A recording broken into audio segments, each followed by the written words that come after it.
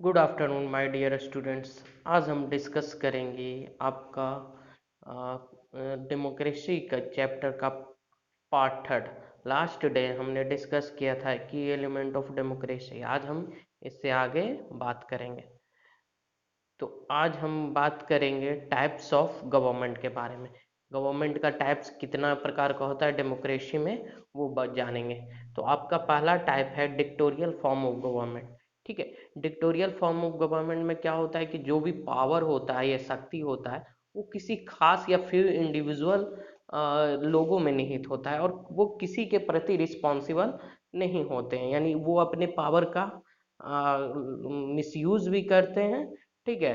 और ऐसे जो डिक्टोरियल फॉर्म ऑफ गवर्नमेंट होता है उसमें डिसीजन मेकिंग होता है सिर्फ एक ही व्यक्ति के द्वारा। जैसे कि आप लोग सुने होंगे नॉर्थ कोरिया का नाम, है ना। तो नॉर्थ कोरिया का जो तानाशाह है, ठीक है। डिक्टोरियल फॉर्म ऑफ गवर्नमेंट को हम लोग तानाशाही शासन भी कह सकते हैं। तो नॉर्थ कोरिया का जो तानाशाह है किम जोंग उन, ठीक है।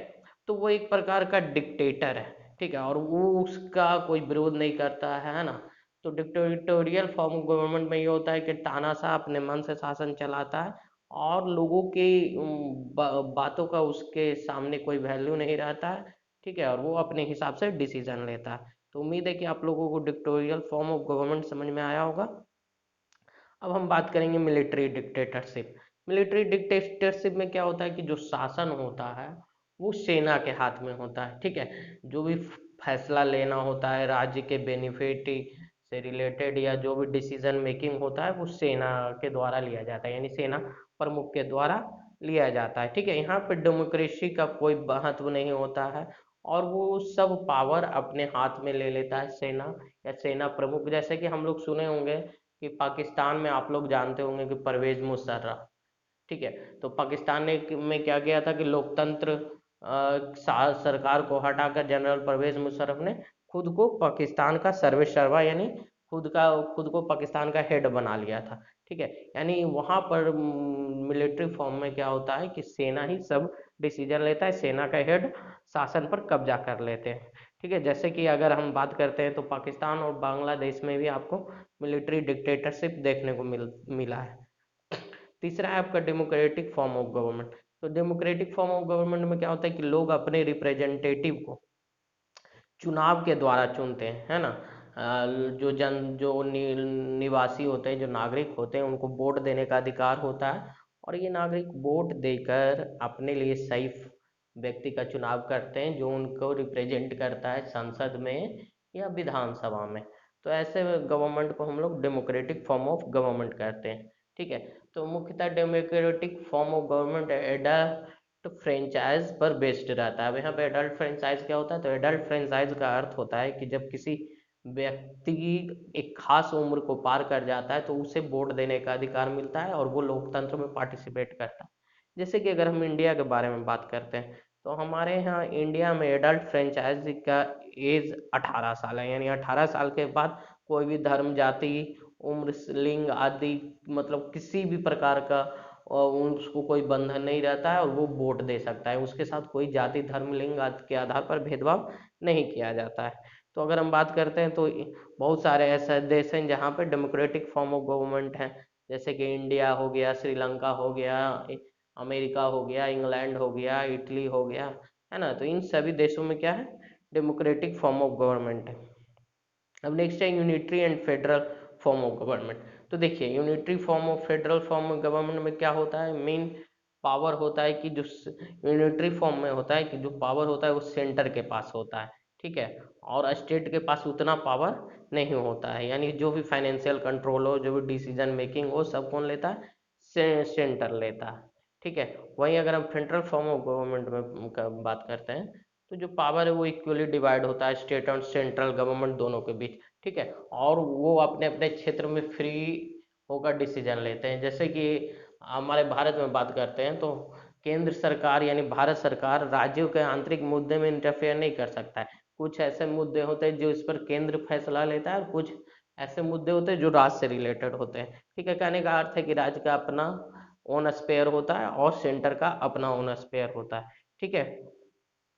तो देखिए यूनिटरी फॉर्म ऑफ गवर्नमेंट में क्या होता है कि इमरजेंसी के समय जब सब शक्ति किस में समाहित हो जाती है, सेंट्रल गवर्नमेंट में, ठीक है।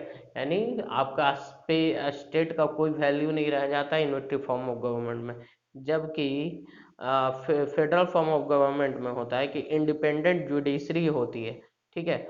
वो डिसाइड करती है कि कौन से मुद्दा आपका सेंट्रल से रिलेटेड है और कौन से मुद्दा स्टेट से रिलेटेड। तो उम्मीद है कि आप लोगों को इतना तक समझ में आया होगा। अब हम बात करते हैं काइंड्स ऑफ डेमोक्रेसी, यानी डेमोक्रेसी का प्रकार। तो देखिए, डेमोक्रेसी को दो भागों में बांटा गया है, डायरेक्ट डेमोक्रेसी और रिप्रेजेंटेटिव और इनडायरेक्ट डेमोक्रेसी। तो डायरेक्ट डेमोक्रेसी में क्या होता है कि लोग डायरेक्टली पार्टिसिपेट करते हैं स्टेट और से रिलेटेड मुद्दे में, वो अपना राय मशवरा देते हैं, ठीक है। जैसे कि अगर हम शुरुआती स्तर में डेमोक्रेसी का आपको पढ़ाए थे, तो उसमें हम बात किए थे ग्रीक के बारे में।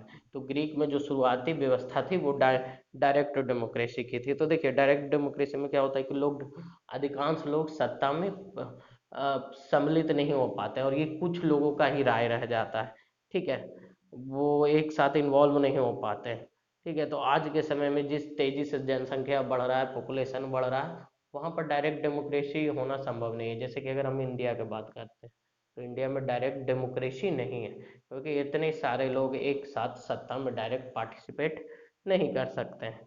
अब हम बात करते हैं रिप्रेजेंटेटिव और इनडायरेक्ट डेमोक्रेसी के बारे में।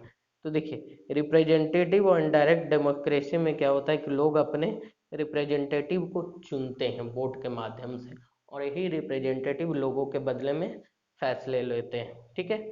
और इनको चुनते हैं कैसे, तो हम लोग चुनते हैं वोट के माध्यम से, यूनिवर्सल एडल्ट फ्रेंचाइज के माध्यम से। तो ऐसे डेमोक्रेसी को हम लोग रिप्रेजेंटेटिव डेमोक्रेसी और इनडायरेक्ट डेमोक्रेसी कहते हैं। तो आज के समय में दुनिया के अधिकांश देशों में आपको इनडायरेक्ट डेमोक्रेसी देखने को मिलता है, चाहे वो इंडिया हो, अमेरिका हो, फ्रांस हो, इंग्लैंड हो, जापान हो, ठीक है।